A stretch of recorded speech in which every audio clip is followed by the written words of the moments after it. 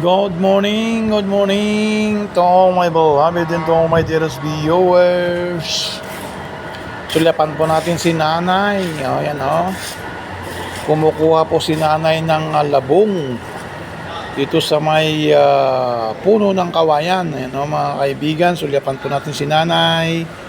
Nangunguha po siya ng labong. Ayan po yung kanyang kinukuha na labong, yung anak ng kawayan. Para gagawing ulam ng mga taga-probinsya. Yan labong mga kaibigan. Kung nakatikim na ba kayo ng labong, ito nga si nanay kahit na maraming tinik yung kawayan, ayan siya gumagapang sa ilalim ng kawayan na maraming tinik. Ayan hindi niya ay naalintana yung mga tinik. Ayan gumagapang si nanay sa ilalim ng kawayan para manguha ng labong. Ayan mga kaibigan, mayroon siyang itak na maliit. Kutsilyo yata yan kutsilyo, liit-liit yung kanyang itak Ayan tapos lilipat siya sa kabila.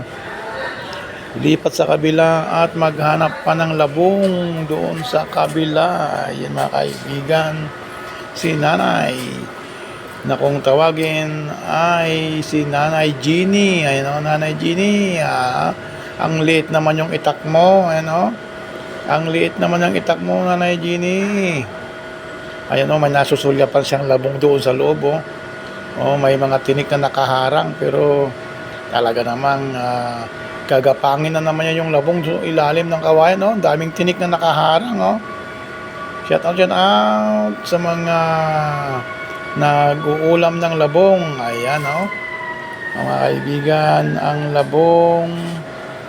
ang labong ay talaga namang napakahirap kunin. Ayan mahirap kunin ang labong mga kaibigan, pero masarap ulamin. Ayan shout out sa mga nanonood ng aking video for today.